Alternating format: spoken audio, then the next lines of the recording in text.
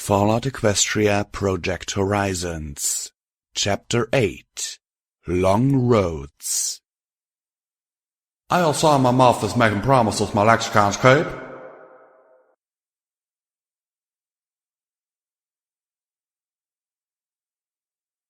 The word spread like wildfire. Did you hear about the bounty? What bounty? The bounty. The bounty of the year. The bounty of the century. 50,000 caps dead. 100,000 alive. 100,000 caps, imagine it. All for the head and pip-bug of some stable dweller? A stable dweller? Yeah, security. Security? The mare DJ Pond 3 talks about? Yeah, she's somewhere around Megamart. Are you going after her? Are you? And the answer had been yes. As I watched through P-21's binoculars, I saw them drawn by the promise of easy money. That very morning a camp formed outside the main gates, only a half dozen. By noon it was 20. By sundown, 50. Most of them had pathetic weapons, rusty rifles and barely mended work implements. But that was changing. The professionals were starting to arrive. Professionals who were asking questions. What did security look like? What weapons did she carry? What food did she like to eat?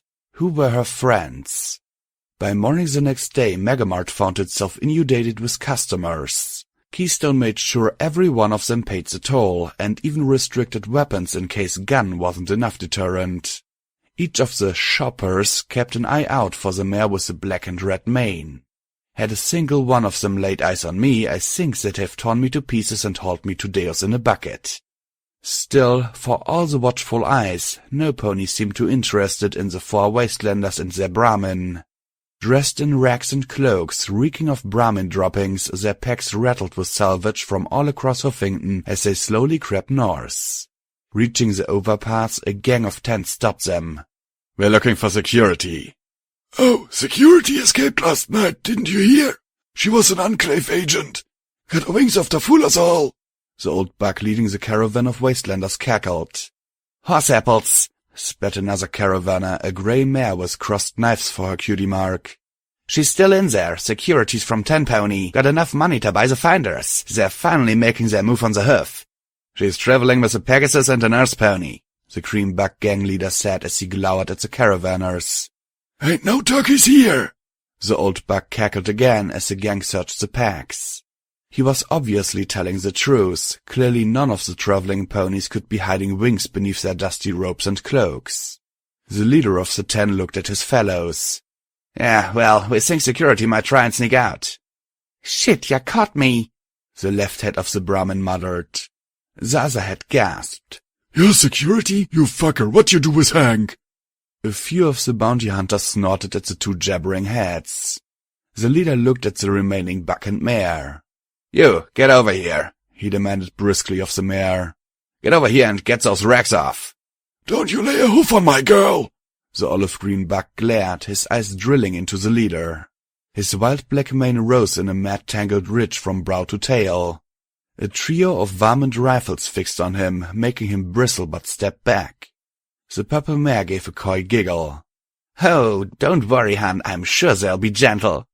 She wiggled out of the robe, revealing a petite body dressed in frilly, if slightly worn, lingerie that covered both flanks and back legs. Quite a cute mare if you overlooked the male bits between his haunches. He fluttered his eyelashes at the leader. Happy? The 10 immediately lost interest and returned to looking at Megamart, scrambling as they realized 3 more caravans were leaving for 3 other directions. The caravan continued north, laughing and sharing jokes. A few miles beyond the overpass, the 2 ponies following them turned back. I never thought I'd be glad to see Pony Joe's again. As our caravan walked around the back of the donut shop, I glanced behind us once again before cackling with glee. You caught me. You nearly made me laugh, I said fondly to Hank and Tony. I do stand up, the Brahmin's left head said with a chuckle. Bottlecap smiled fondly as she reached back, licked over the crossed blades, and then carefully peeled off the cutie mark decal, spitting it into the garbage. Are you sure you won't keep the disguise a little longer? Bonesaw didn't have much to remove from himself. All his disguise entailed was his robes, so he helped me pull off the very black hair that had been stuck to me with wax. Folks need to start spotting security somewhere other than Megamart. If they think we're still hiding there, sooner or later they'll try and storm the place or burn you out. If I know DJ Pawn 3, soon as I pluck a raider, he'll be all over it. Pluck a raider, cause killing them was a joke. I really was that callous. You're lucky you've got such a puny horn. Never would have been able to cover it otherwise. Bonesaw said as he magically yanked the clump of hair-coated wax off my brow. I frowned, feeling a little hurt. My horn isn't puny. It's barely bigger than a foal's, he cackled. I feigned an injured yet dignified expression. It's not puny. P21 removed all his wastelander garments, frowning as he glanced at me with a small, almost amused smile. Bonesaw, does the size of Unicorn's horn have any indication of their magical prowess? Because, Blackjack, I have to admit that I've never seen you do magic before. P21 teased. The wrinkled old bug rubbed his chin thoughtfully. My horn isn't puny. I just wasn't taught any magic, that's all, I said defensively. I was supposed to learn spells once I took over for Mom. Okay, that was a lie, but it was the best excuse I could manage. The truth was that I couldn't really do magic. Oh, I could levitate guns and swing batons as well as any unicorn, but my telekinesis was hardly all that impressive. In medical, they'd concluded that my magic hadn't fully developed yet. I still had bad dreams of spending hours with Marmalade trying to summon magic hoof cuffs or cast a stunning spell. Trying to get interrogation spells to work had been an absolute nightmare, particularly when my mom decided that it might help if she demonstrated them by using them on me. Having your mother dig through your pawn stash was bad enough, but having her dig through the memories of how many times you put yourself on the breeding queue? And having her critique your performance and offer suggestions? P21 was looking at me in concern. Blackjack, you okay? Yeah. Oh goddesses, was I really becoming that much of a basket case? I didn't freak out, did I? Well... He gave me a definite smirk. Oh yes, he was really smirking. That was a Blackjack kind of smirk instead of a sullen P21 smirk. It seemed like you were turning pretty interesting colors under that paint job. Leave the mental patient alone, I countered, but I was glad I wasn't thinking about Mom recommending I raise my hips. Goddesses. I was thinking it again. Groaning, I fished around for any other topic I could think of. Hey, Bottlecap, are ponies like theirs common in the wasteland? She shook out a bottle of mildly radioactive water, no way you'd waste filtered stuff for washing, and started scrubbing the grey paint off her hide. There's always been Reapers around Huffington, but most aren't as strong as theirs. When you become a Reaper, they do something to you, make you stronger and tougher. But the oldest Reapers, like Big Daddy and Deus, have potent internal healing talismans and the like. The only ponies that come close to challenging their firepower are the Steel Rangers. Oh, why is that? I asked as I peeled off my Cutie Mark decal and started scrubbing off my olive paint. For some reason wearing it made me twitchy. I liked seeing my ace and queen of spades. Then I glanced over at P21's male symbol and 21 dots before he covered them up with his saddlebags. What would his cutie mark have been? A book? A candle? A stubborn jackass? Steel Rangers have the Iron Man Naval Station. The HMS Celestia's tied there. If they get the guns working on that ship, they'll be able to lob shells across half of Huffington. They've got numbers and ammo, and they're stocking up on every missile they can get their hoofs on. Bottlecap looked to the east, but highlands to the north and east of us blocked our view. Most Steel Rangers just worry about stockpiling weapons and technology from the past. I'm pretty sure Star Paladin Steel Rain plans on something bigger. Fortunately, the Reapers love to pick fights from the west, and the Enclave has them bottled up from the south, leaving them mostly stuck in Ironmare. You think they're going to try and take over Huffington? P21 asked. Bottlecap chewed her lip. Elder Crunchy carrots? Never. But Elder Crunchy is growing increasingly old and feeble, and I think Steel Rain would just love to show Equestria what the Steel Rangers can actually do. Unfortunately, the Enclave's of similar feelings. If they go to war, a whole third of Huffington might be lost. I frowned as I scanned the skies. Speaking of the Enclave, where's Morning Glory? She left before us, she should be here. I glanced behind me at the door to the donut shop. No, she wouldn't have actually gone inside. I walked to the back door and carefully opened it, expecting a wash of pure nausea. Instead, all I smelled was hot air. DJ Pawn 3 played calmly from within. Inch by inch I opened it and peeked inside the kitchen of horror, only to find... It's clean! Well, clean in a figurative sense. The industrial mixer had been removed. The ovens and food preparation surfaces were so clean they sparkled. The bodies were all missing.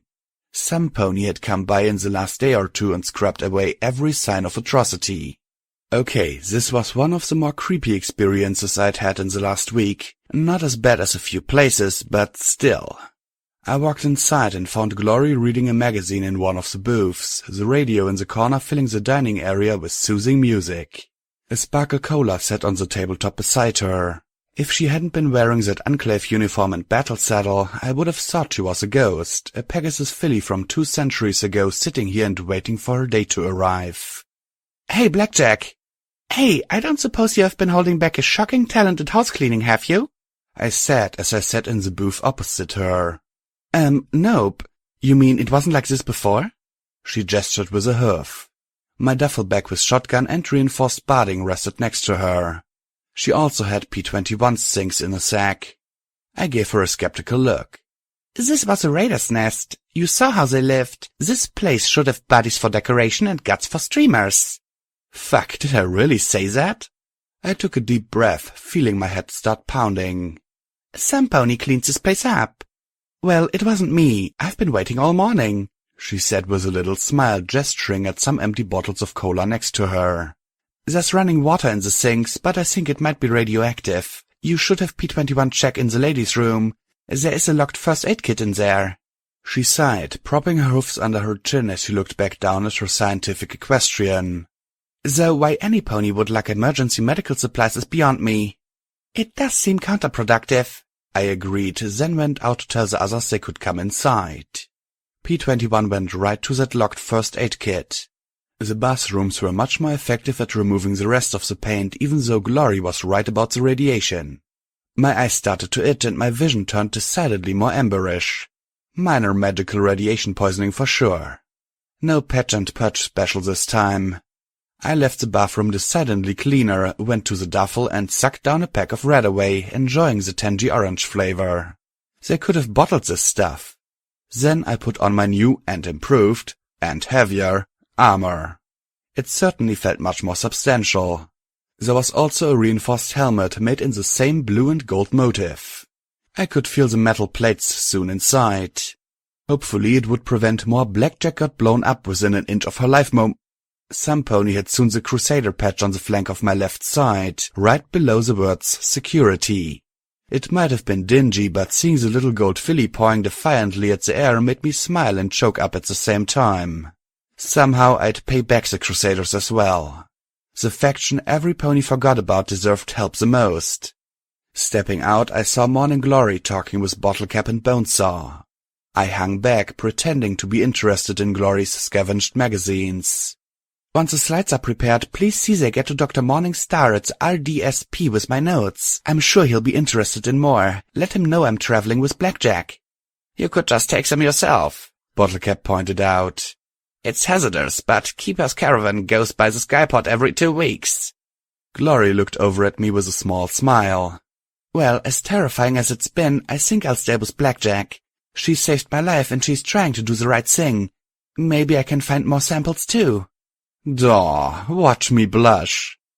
Well, glad to have you with us, I said, and I meant it. She was a little literal, but she'd seen a lot of the same horrors I had and hadn't fallen apart nearly as badly as I did. And she could fly. Her unclaveness was certainly concerning, but I was convinced her heart was in the right place. Once everything was squared away, the 3 of us headed west towards Weather Monitoring 4, the broadcast tower a handy landmark. Now that I had shed the disguise, I felt a definite twitching between my shoulder blades. I also felt good. Maybe it was just a day of downtime not killing any pony or Glory's vote of confidence or just the fact that I'd run into Deus and come out alive. So, did your brains tell you anything? I asked her, half teasing. I figured any pony after my head would show up as a rat on my EFS, but the only hostiles in these woods were bobbing blood sprites. Yes, the radar sample had some severe ulcerations in the prefrontal lobes. She caught my "I'm not a smart pony, remember" look and coughed. The fronts of their brains were full of little holes. It looked almost like a sponge. See? Translate smart into stupid, and I had no problem following along. The front of their brain is where most of our long-term decision-making happens. You'd probably see the same thing with Blackjack's brain, P21 said, grinning at me. I did all I could to not say a word, feeling my heart throbbing in my ears. So, what do you think causes it? He continued, not noticing my discomfort.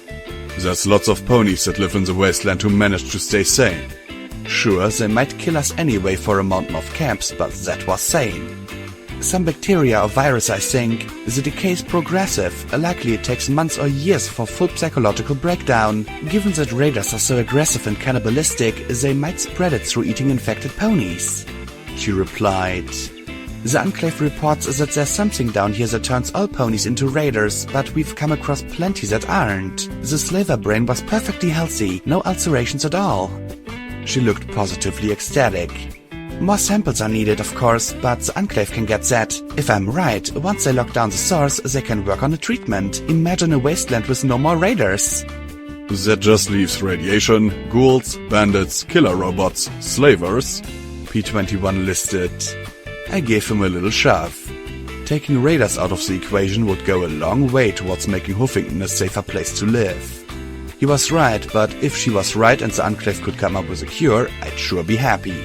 Then they could just do something about those clouds. While I wasn't exactly thrilled about resting at the weather station, I knew there was food we'd left behind, and unless the robots rebuilt themselves, we should be safe. By the time we reached the station, the rain had started to pick up and turn the ground into mud soup. We slipped back into the reinforced structure, and I carefully, respectfully cleared out a room for us to use. I might not have been up to burying dozens of skeletons, but I didn't have to toss their bones around like garbage either. I levitated some mattresses over and we got settled in for the night. Have I mentioned I hate being bored? I had one little curiosity sitting in my bag. Slowly I pulled out the glassy memory orb I'd received from the broken gazebo beside the lake. Lying on my mattress, I batted it back and forth between my hooves. Bonesaw had explained how they worked, a trip down some pony else's experiences. See what they see and feel what they felt. I assumed the first orb had been Miss Glitterhoof's memory, Garnet recalling an actual meeting with Fluttershy, Cheerilee, and Redheart. Granted, this time I probably wouldn't wake up with my intestines. Okay, not thinking about that now. I think I'm going to take a peek inside, I said as I looked at the orb. Are you sure that's a good idea? P21 asked with obvious skepticism. It's one of my ideas, of course it isn't good, I said as I lifted it in my hoof. As soon as I go into this thing, we'll be stomped by bounty hunters, ghouls, and Deus. But I'm bored and I'm curious, so I'll need you two to protect me from Deus raping me with his cannon. Glory frowned, rubbing her chin with a wingtip. I really don't think it fit. That bore has to be 122 millimeters, and that's more the width of a mare giving birth, so figuring in the thickness of the barrel. She finally caught my look. Oh, blackjack humor, sorry. She smiled sheepishly. Yes, we will protect you from a hypothetical Deus and his hypothetical cannon. Next you teach her about innuendo, P21 observed dryly. Then he looked at me in concern. I'm not sure exactly how that thing works, but be careful if you can. Heh, it's probably a nightmare phantasmagoria of blood and death the way my luck's been. I touched the tip of my horn to the glowing orb and made the magic connection. The world faded to black. Stars. There'd been a 5-letter word and a black page covered in white speckles in a history book I'd been too bored to really read. Now 1,000,000 points of light filled the heavens above me. That was nothing compared to the moon, luminous and white like a polished bottle cap. Ugh, had I just used junk money to describe the moon? I had no poetry in my soul. The lake before me was as if it were a piece of the night sky, no scummy grey water, swampy weeds or radiators fouling its flat peacefulness. The air was filled with the sweet smell of clean water and delicate fragrances I could only imagine were flowers. The unicorn mare I occupied fit so well I felt as if I myself was standing here. I wanted to taste that water and explore those sweet scents. Sadly, I could not, as she stood underneath a gazebo roof that hadn't yet been crushed by falling sky wagons. I heard hoofsteps on the bridge to the shore and I felt her lips curl. "You're going back, aren't you?" Yep. A deep, mournful voice said softly. I felt him brush up against her flank, felt her body lean against his, her eyes closing as she took in his rich smell and felt his strong body beside hers. "Isn't 15 years of your life enough, Macintosh?" she asked softly, stroking her cheek against his neck. They need me, came his slow reply. The princess will be there. I think this might finally be over. Over. She opened her eyes to look up at his wonderful jaw and those soft yet so wonderful strong eyes gazing down at her. "Will it ever really be over for you, Macintosh?" He smiled and lowered his head to nuzzle me with shocking tenderness for so powerful a stallion. Now that I've got you, I reckon so. Oh, how I adored this. She adored... Oh goddesses, it was getting hard to tell where she ended and I began. I gotta do this. For my sis, for all my friends I've lost, for the princess, heck, for you. Gold says the zebras respect me. If I'm there, maybe they'll be more likely to go for a ceasefire. I felt her lean against him. "Then I guess you have to do it," she whispered. A soft sigh, and then she asked in a much firmer tone, "Have you told your sister about me?" He jerked and gulped. Well, she's busy and, "Big Macintosh, we've been together for a year and you still haven't told her?" I kicked his leg with a forehoof, but felt myself smiling. He was far too strong for my hoof to hurt him. I'm sorry, I just hoped that if we were together long enough that she'd figure it out. He gave a sheepish smile. I'll tell you what, Miss Mary Pony, when we're done at Chartered Hoof, I'll hand over my resignation then and there. And? I felt myself arc an eyebrow.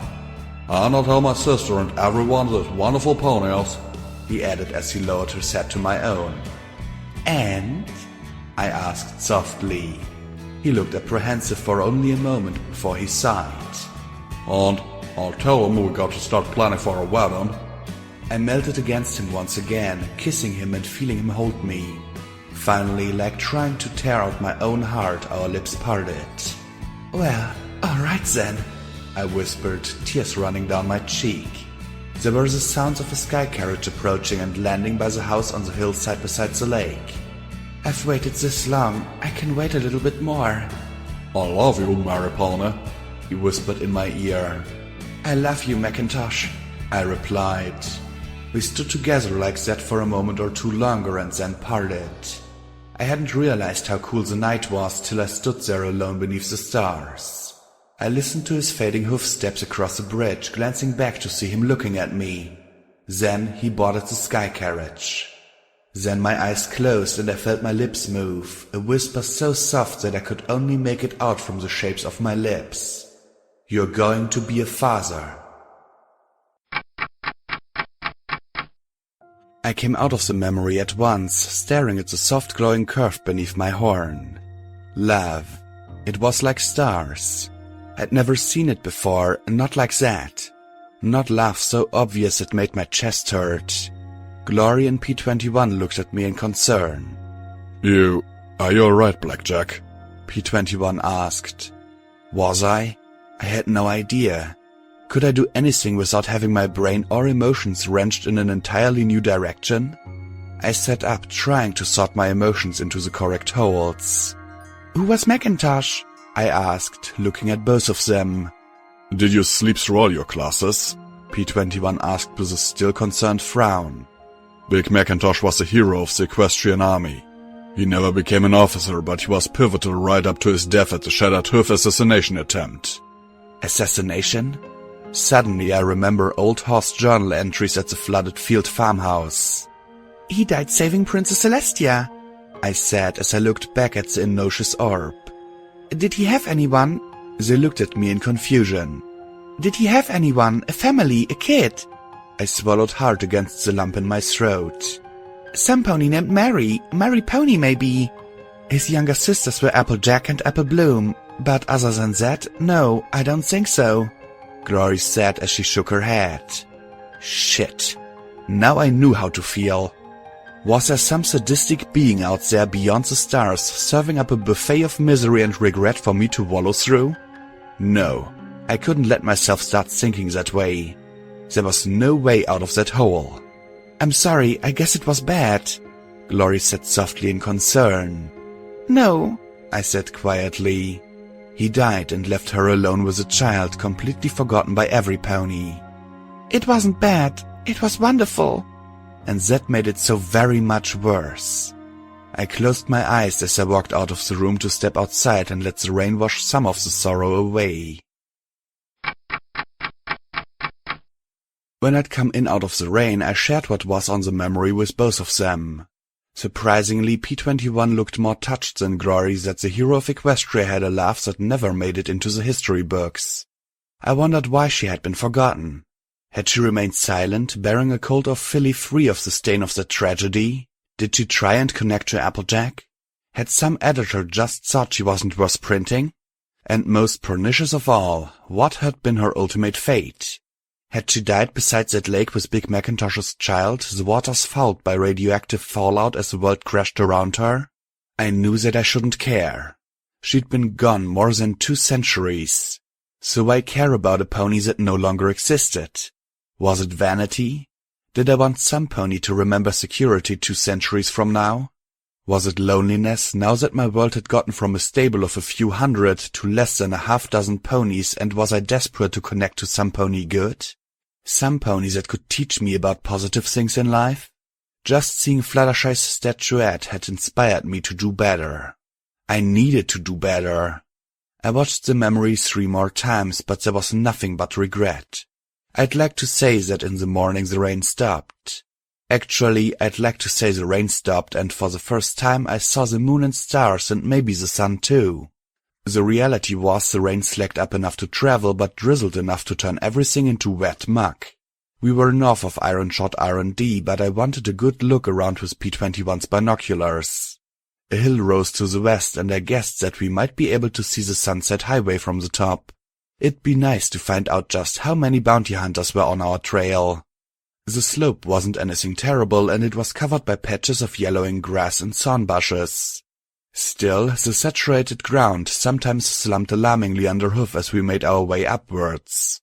My pip-bug mapping tool chimed, Hill 255. Suddenly there was a metallic groan beneath us. The entire hillside started to slide from underneath our hoofs. Glory took to the skies as I wrapped my magic around P21's leg as we scrambled to the side. To my amazement, a vast metal shape turned over as it breached the water-drenched surface. Slowly it came to a rest behind us as I stared at the mud-slaced turret of a 200-year-old tank. Around it and beneath it, poking from the slumping mud, were hundreds of rotten bones freed from the earth. Slowly I swept my eyes across the field to the west of us. There rose the mountains, stark and sheer. Canterlot was supposed to be on the far side still, clinging to the stone face. Northwest I could make out the distant side of some vast city. Manhattan, I supposed. North lay the lake. Was it my imagination, or could I see the tiny remains of the gazebo from here? South I could make out the many wings of the Fluttershy Hospital. But south and west lay only battlefield. Even 200 years hadn't obscured the battle lines. Armored skeletons lay next to strangely graceful zebra weapons.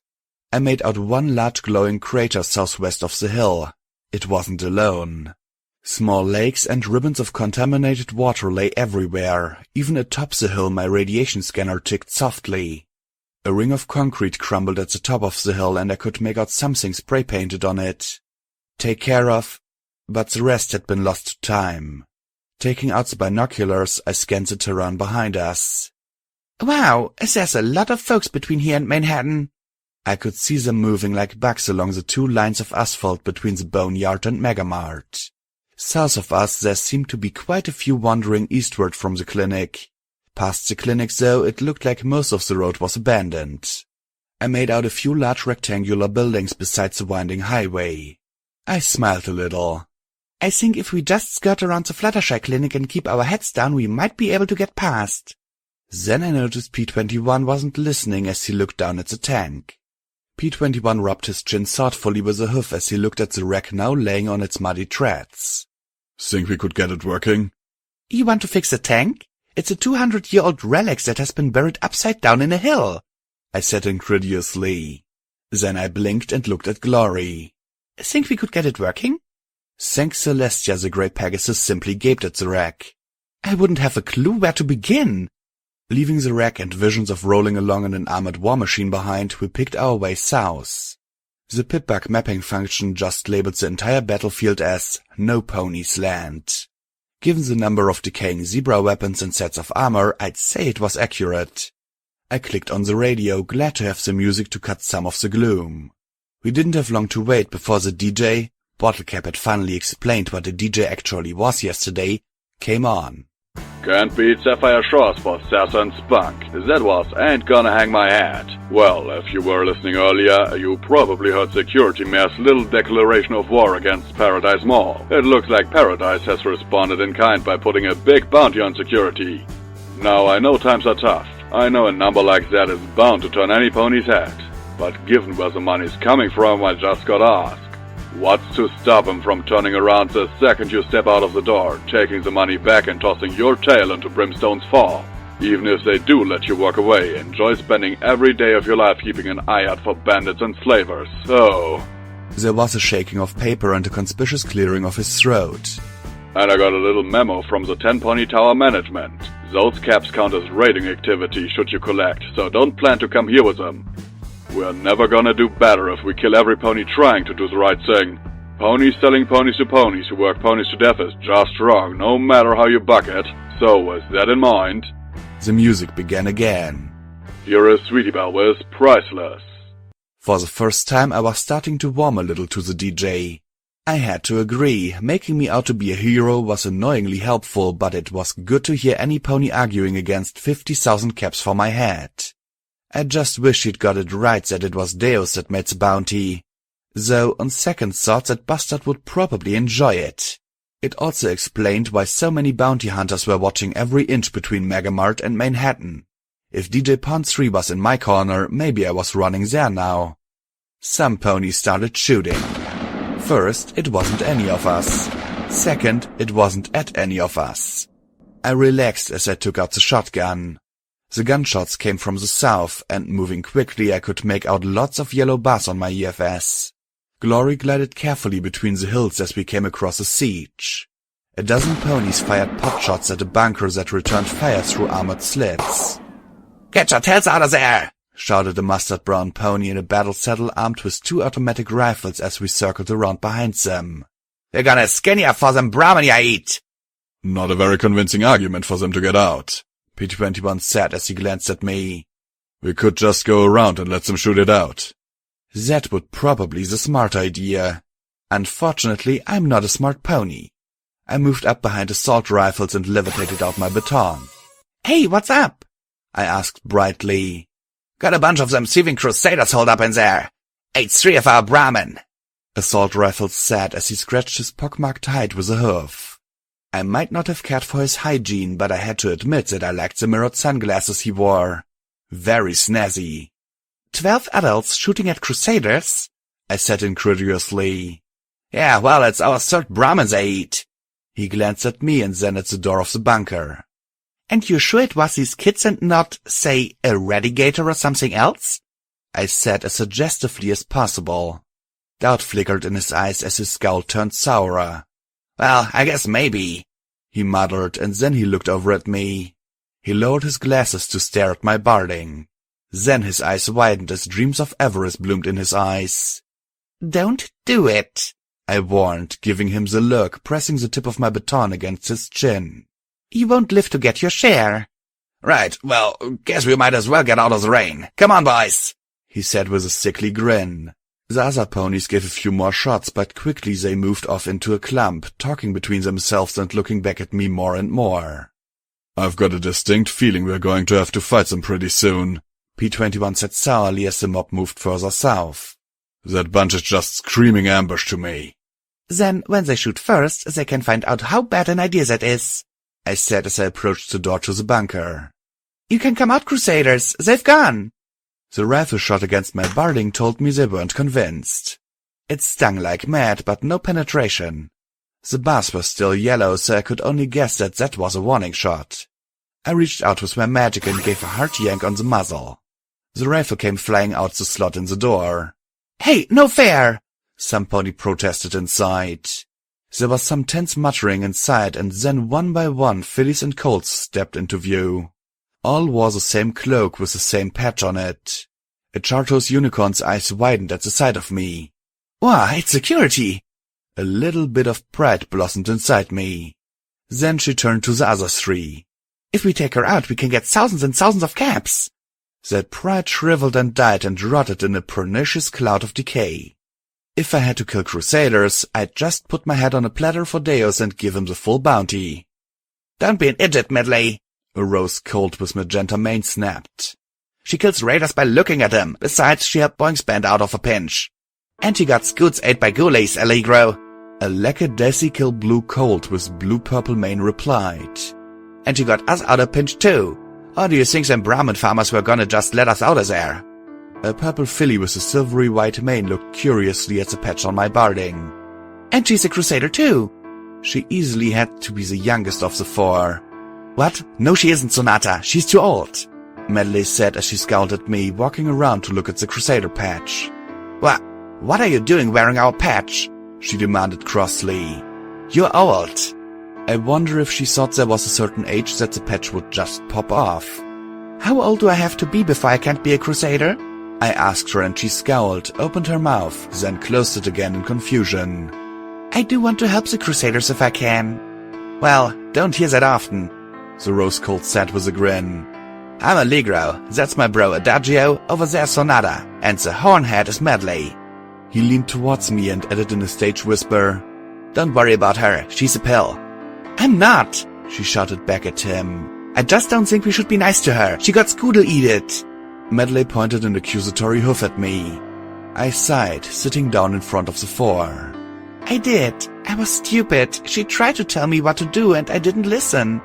Medley's scowl faded a little. I thought she was stupid and frightened. I was stupid. I should have been frightened. If I would have died, it would have been fair, but I didn't. She did. For that, I'll always be sorry. I could only hope that they'd believe me. I don't think I could have fought them if they didn't. Medley frowned but looked away with a huff. The three Earth ponies seemed to accept my apology. It's okay, miss. Ghoulies what don't talk much most any pony, Sonata said solemnly. So why were those ponies after you? P21 asked with a nod of his head in the direction the dozen ponies had taken towards the south. Oh, those lots think we're approaching Brahmin, Allegro said with a snort. We got one rifle and Brahmin ain't stupid. Well, not as stupid as Red Hawk. But they got it out for us. Bad blood and all. He pointed a hoof towards the crater. There's a bunch of mutant critters living in them old bunkers what got blown up. They're dragons, Adagio said lazily as he lay down next to the rose-colored colt. All mutated up. Dragons? Glory said in alarm. Mutated up. The blue colt gave a slack grin.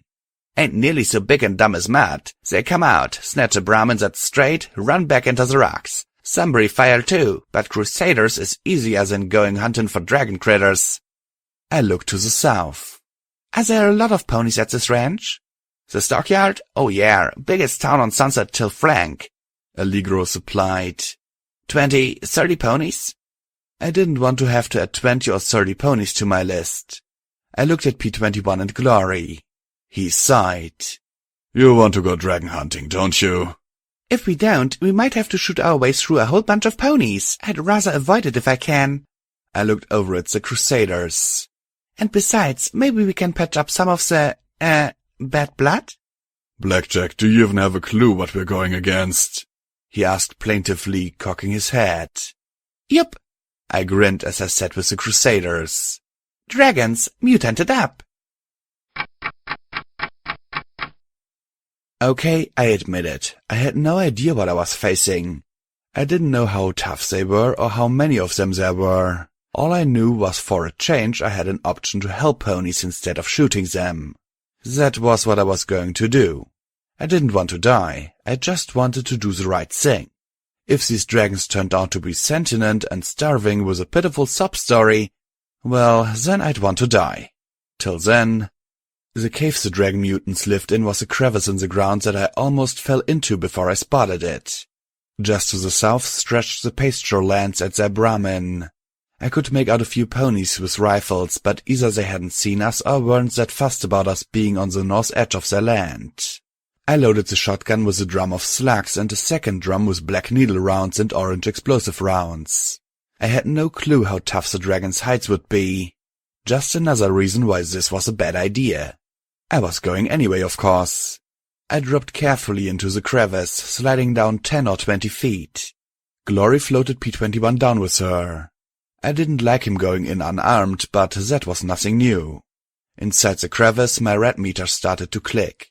Glory deftly pulled 3 syringes from one of her many pockets and gave us each an injection. The clicking slowed to less worrisome levels. "Let's go quick," I said as I took the lead. As the light dimmed, my vision turned amber and the interior of the cave grew in sharp relief. We didn't have to go far. As we slid down a slope, my EFS lit up with 8 or 10 red bars. The first 2 picked over the bones of a slain Brahmin. They were much smaller than I anticipated, barely larger than foals. Their heads were flat and topped with white staring eyes that glowed bright yellow. Sharp claws tipped their fingers and toes. Thank goddesses they didn't appear sentient at all, just dangerous. Soon as I stepped around the corner, they opened their toothy maws wide, hissed and charged, gnashing their teeth ravenously. At such close range I hit SATS and placed both shots right in the closest one's mouth. The buckshot easily took its head clean off. These things might look like dragons, but they weren't nearly as tough as in the stories. Glory's beam pistols slammed into the other and the fourth soft beam crack transformed into a heap of popping ash.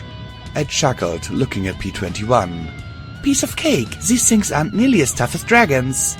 "Or they were babies," Glory cried out as from the tunnel emerged one twice the size of the first 2. Its mouth looked large enough to bite me in half. Glory leapt up to a ledge a few feet higher as I tried to move to the side and find more room. The shotgun blasts did little to its height and it bit down, grabbing me in its mouth. Its little forearms tried to tear through the barding as its teeth scraped against the steel plates. "Stop chewing me!" I yelled as SATS recharged and I swapped out the baton. I levitated it right above the thing's head and targeted 4 blows, then released the spell. As resistant as the mutant was to bullets, its neck smashed just fine. On the 4th strike, something in the dragon mutant snapped and it fell into a twitching heap. Unfortunately, more were coming up the tunnel. I swapped drums, mourning the damage the specialty rounds would do to the weapon. Then I noticed P-21 sneaking closer to the dragons and tossing 2 mines out in the middle of their path. Why was he carrying mines? He fell back and covered his head as the first mine beeped, then the second a moment later. The explosions blew the legs off 2 leaders. "Yes!" I cheered at P-21, who now did all he could to disappear against the cave wall. I charged forward, screaming, grinning like a madmare as Glory nimbly sprang along the rock ledges above me. Her beam shots did little, but I'd take all the help I could right now. SATS let me target 2 shots to one mutant's chest. The first explosive round blew out a plate-sized circle and showered me with shards of shell. The second shot fired a fist-sized spread of razor-sharp darts into the hole.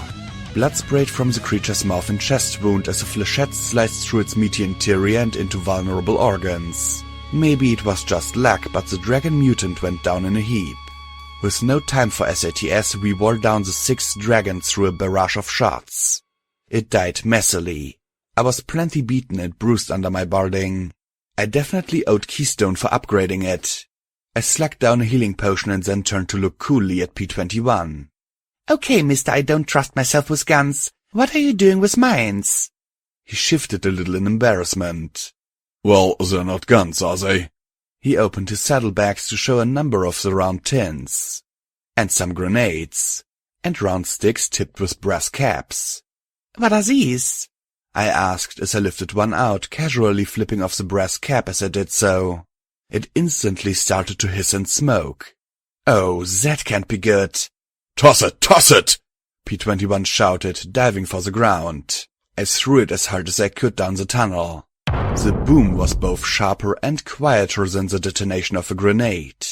He firmly closed his saddlebags. It's called dynamite, as explosive as a grenade, but a lot cheaper. Right, pop the top, throw, simple enough. I found myself unsurprisingly unnerved by the explosives. So why are you carrying them again? Because I'm sick of being useless, he replied sharply, closing his eyes, pressing his lips together. I still don't like firearms, but explosives take more deliberation. It's harder than just pulling a trigger, so I think I'm safer with them. He's safer with explosives than with something that puts a nice, neat hole in things? Why did that not make me feel better? Well, please don't blow us up, okay? He nodded. I still didn't feel much better. We'd better hurry, Glory said as she landed beside us. My red meter now crept into yellow. I could still make out 2 or 3 further in. Theoretically, we could have taken one corpse, left and said, "Huzzah, proof," but it'd be head and hoofs better if we could say, "Huzzah, they are all dead." Please don't shoot at me for the bounty. So, without further ado, we moved forward as quietly as we were able. The path sloped downwards and, after several twists and turns, disappeared into a hole in a concrete wall. Inside was a bunker of some sort, half filled with rubble and numerous crates and containers. Most of them were all manner of smashed, but a few looked intact. Of more immediate concern was a beast charging at us. Glory immediately took to the air and began strafing maneuvers while I stepped forward with SATS ready. Then I noticed a stick of dynamite fly over my head and directly into the path of the mutant dragon. My mane rose on end, but the detonation sent the charging monster sprawling on its face. I glanced back at P-21 with a wide-eyed look. Clearly, this would take a lot of getting used to. With SATS, I finished off the torso. I winced at how loose the feet felt as I reloaded. Some of my luck must have rubbed off on Glory because one of her beam pistols neatly incinerated the remaining dragon mutant. She landed beside me. That it? No, actually it wasn't. There was one red bar remaining in the room, but all that lay in that direction was a big heap of rubble. Then I cocked my head and groaned softly. Fuck me. The rubble shifted and rolled, and from behind it raised a grey shape even larger than the ones we'd just finished off. Climbing out of a depression, this was clearly much more dragon than mutant. The back legs had atrophied almost to nothing, but its forelimbs pulled it over the ground. It let out a mindless shriek and opened its maw wide to spray flame across the 3 of us. We managed to jump behind the cover of some storage crates, but there was definitely some scorched main smell in the air. Okay, beam guns, shotgun, explosives, what sounds best against the dragon? I asked, looking from one to the other with wide, bulging eyes. I don't think I have a bomb big enough, even all my bombs. P-21 shouted. It was crawling towards us, making the bunker shake and sending rocks and pebbles raining down on us. I looked up. The ceiling was a mess of cracks and gaps. I grinned. Wanna do something stupid? P-21's mouth hung open for a second. Sure, why not? He said, throwing his hoofs up in a shrug. Use those explosives of yours to bring the roof down. On top of us? Glory said, her eyes wide with shock. There's more of him than us, I pointed out as her brows furrowed together. P-21 looked at where the cracks snaked down the walls. I'll need some time. These bombs will have to be deliberate. He reached out into his barding, drew a syringe of Med-X and jammed it into the side of his legs through the brace straps. Then he sighed and pulled out a magazine. You're reading now? I shouted as I saw the dragon coming after us. The magazine seemed to have something to do with explosives. I am if you want this to work, he shouted, not taking his eyes off the diagrams of the article. Keep it busy. I love when a plan comes together. Let's do this! I shouted and ran out to the side, ejecting the drum with explosive rounds, snagging it and taking out an empty drum. As I raced ahead of the spewing flame, a stream of green banded rounds slipped into the drum. I saved SATS and shouted, Go for the ice, Glory! I went for everything else. I began to fire the green rounds. They didn't penetrate in the slightest. Instead, green gunk spread over its limbs, then flared bright green and sank into the thick hide. The dragon lurched, now looking a bit ill as the toxic rounds went to work. I had no idea if their effect was cumulative, but it seemed to slow and disorient the beastie as P21 raced around the edge of the room. Hey dragon, hey, you ugly! I shouted and shrieked as I kept light on my hooves. Glory buzzed around, her battle saddle strafing him with little effect. The dragon's mouth opened wide and she tucked almost into a ball to avoid being bitten in half. Me? I had to worry about a tail sicker than I was, snapping out and sweeping around. Unfortunately, even though I dodged it, it created a wave of debris that swept me off my hooves. Come on, P21. Blackjack! He shouted from the crevice leading out. I dared to take my eyes off the dragon long enough to see the dynamite he'd stuffed into the cracks. Get out, Glory! I yelled as I focused my horn. Trying to flick off a brass cap from a stick of dynamite from across the room while a dragon wanted to pulp me wasn't exactly easy. I holstered the shotgun and raced around the perimeter of the room ahead of another massive tail sweep. Every group of dynamite I passed, my magic swept out and popped off a half-dozen caps. The debris carried by its tail caught me just as I finished arming the last row of caps. Knocked off my hoofs again, I rolled along with the dented crates and hunks of mutant dragon spawn. Suddenly the air filled with dirt and rocks as the cracks gave way and the other half of the bunker fell in. I found myself crouched in the tiny gap between a block of concrete rubble and a heavy steel crate. Clouds rolled overhead and rain trickled in. A half-dozen farm ponies poked their heads over the edge, looking down at me laughing like crazy. Then the dragon got out. Okay, not completely out. I should have been clued in when I saw it slept underneath these armored crates. But it was definitely not going to stay pinned long. P21, grenade! I yelled as I rose to my hooves. Ooh, not steady. No time for that. I hit SATS, but this time I queued up a little improvisation. The first attack involved a 6-foot piece of rebar.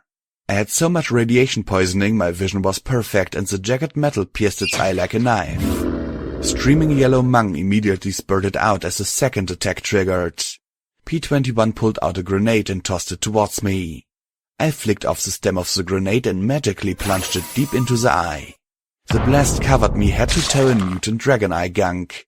It also didn't kill the dragon. Of course it didn't fucking kill the dragon. Die, die, die! I screamed as it worked itself free and I charged towards its snapping head. Luck kept me from being bitten in two as it spasmed. I leapt into the cleared-out eye socket and slammed the tip of my shotgun into the tiny bloody hole in the back of the eye cavity. Round after poisoned round deposited the toxin directly into its brain. It lifted up, clawed at the wound, then gave one last shudder and collapsed. Slowly I stepped out of the dragon's skull. Blood and yellow vitreous fluids dripped from my security barding. My eyes glowed like mining lamps as I looked up at the farmers and crusaders and yelled with a wide grin. Now, who wants to try and collect on that bounty? I yelled up at them, waving my streaming shotgun overhead and laughing wildly into the rain. There weren't any takers. Honestly, P21 could have finished me off with 3 hoofs tied behind his back. The dragon, curiously enough, had been the source of the radiation in the cave. Seems crawling into the irradiated body cavity of a dragon was as smart as climbing into a barrel full of magic waste.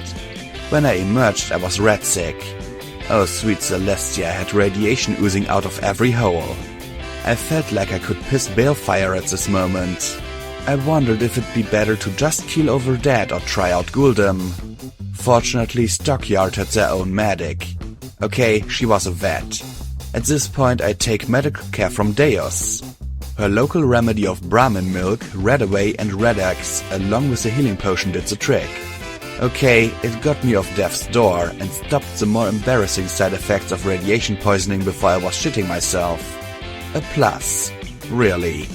I was also fairly sure that once word of this got around, I wouldn't have to deal with swarms of poor desperate ponies. I really didn't want to deal with killing poor desperate ponies. Sweet Celestia, please don't make me have to kill poor desperate ponies. Roundup, the bug with the assault rifles from earlier, was apparently the leader of Stockyard and gave some mutters of thanks, along with some apologetic sounding words to the Crusaders.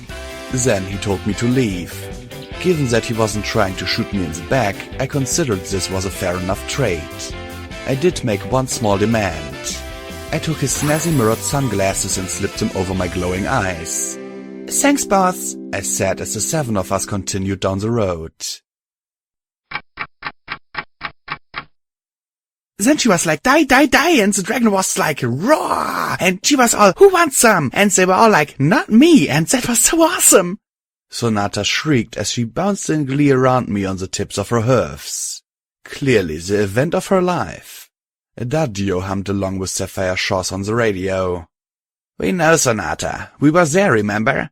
The Chartreuse unicorn certainly hadn't repeated that if they turned me in, they'd have enough caps to swim in. Now that my body was far less radioactive, I had to admit that the fight with those dragon critters hadn't gone that badly. I may have been battered and bruised, but I hadn't gotten burnt or munched. You know, I got to wonder, how'd you 4 hear about the bounty? It's only been 2 days. I couldn't believe word got out that fast. Oh, Redbeard was going on about it on Paradise Radio. You can pick it up this far south, Allegro said as he pointed at my pip-back. Gotta warn ya, he's a bit of a jerk. We just listen to him, 'cause sometimes he'll talk about a big score. We make sure we ain't our score. I frowned and switched channels, getting a sigh of disappointment from Adagio. After 2 channel changes, there was a sharp crackle, and then a bug's harsh and grating voice filled my ears.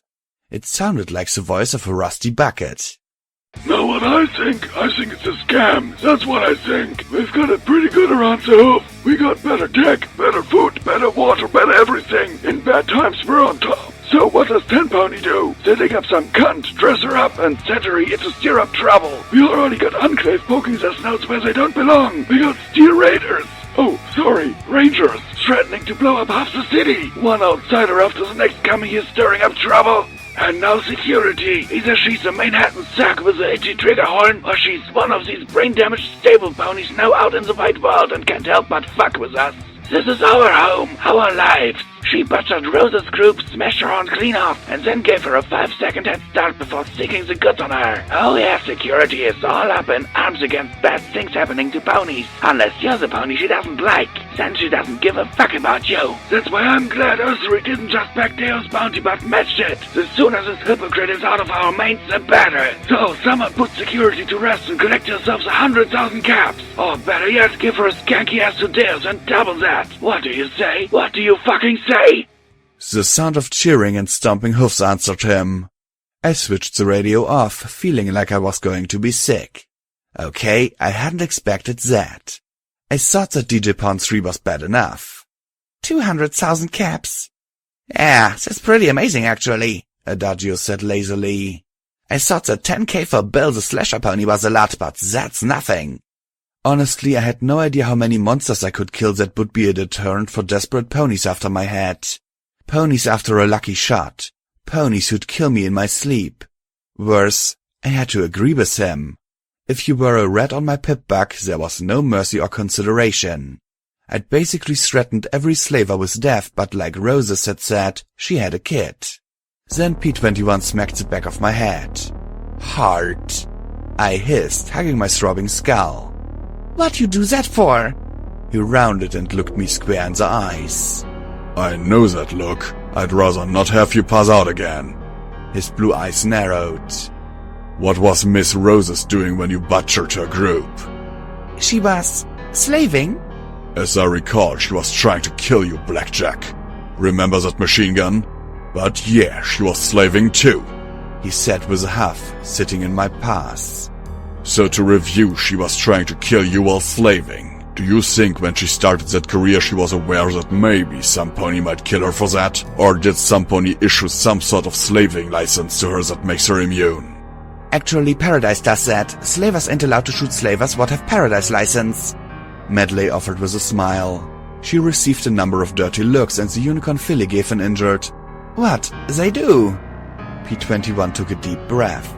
Right, so unless you started working for Paradise slavers, you have no reason to blame yourself for any of that. You are not responsible for the grief and blood that others bring on themselves by being greedy, cruel, or stupid. I don't want to kill ponies that just want a better life.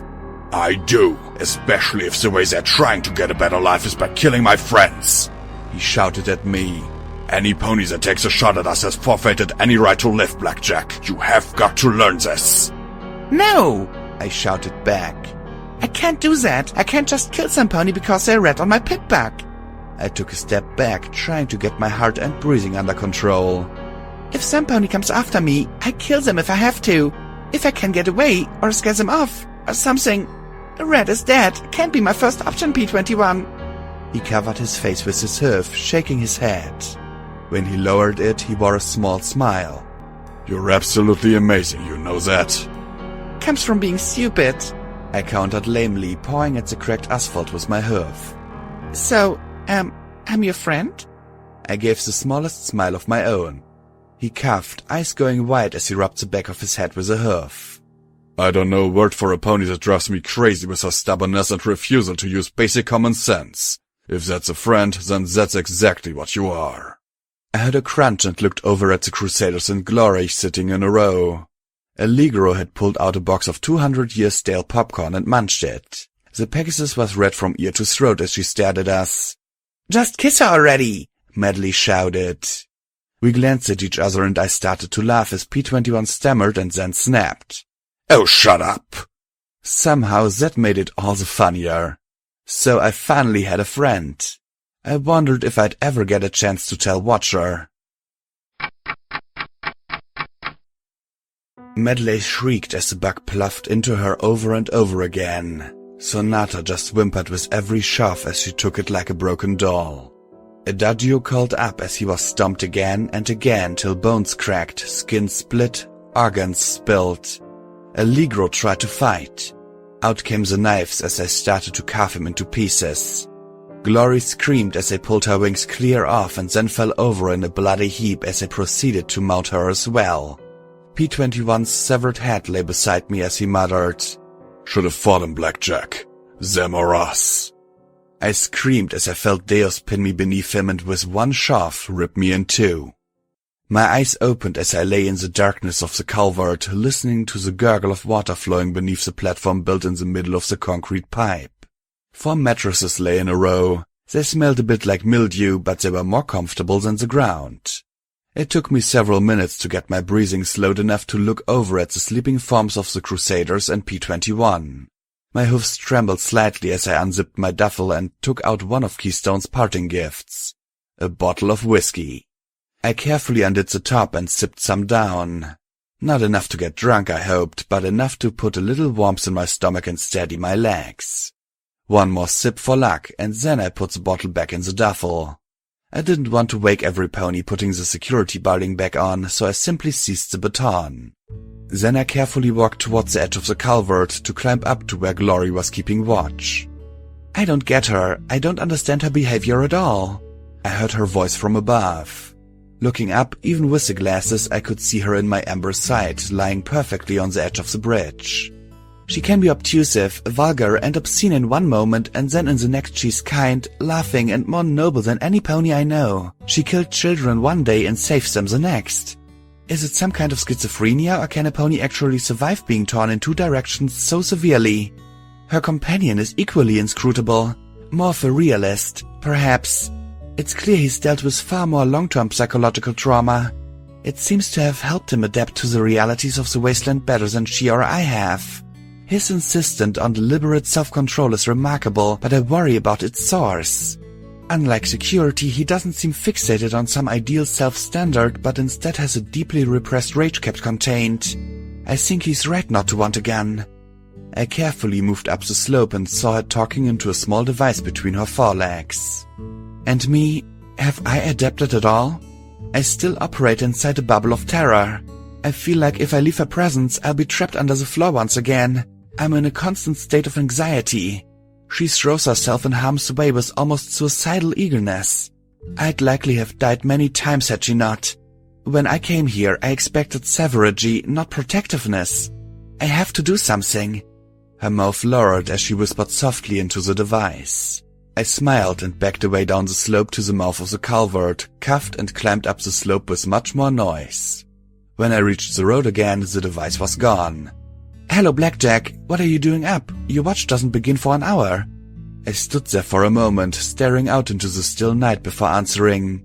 Had to take a leak. I doubt I'll get back to sleep now. I looked at her with a smile. Why don't you go tuck in early? You look a bit spent. She looked concerned, but then nodded. All right, good night. She hopped onto the edge of the bridge. Glory? She froze. I got to wonder, we friends? She looked back at me, her mouth opening and closing soundlessly before she gave a little worried frown. Finally, she showed a shy smile. I'd like to think so. Then she gracefully leapt off the edge and disappeared into the concrete pipe beneath the road.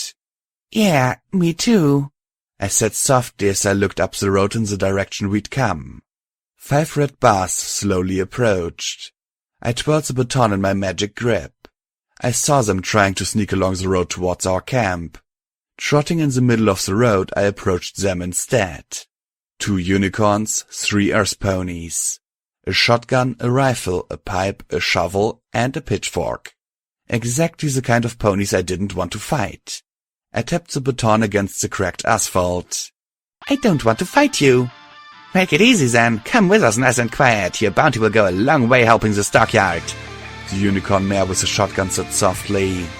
I asked curiously. You ever lost someone to slavers? We've all lost someone security except you, it seems. I sighed softly as I closed my eyes. Yeah, I guess you're right.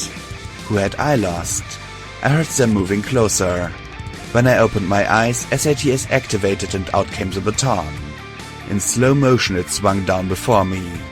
The unicorn tried to use her shotgun as a shield, but she wasn't my target. The baton smashed into the upraised gun once, twice, and it tumbled away in 2 halves.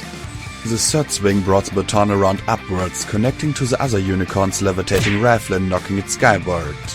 Coming out of SATS, I battered the weapon with 2 more swings, glad when the clip knocked free.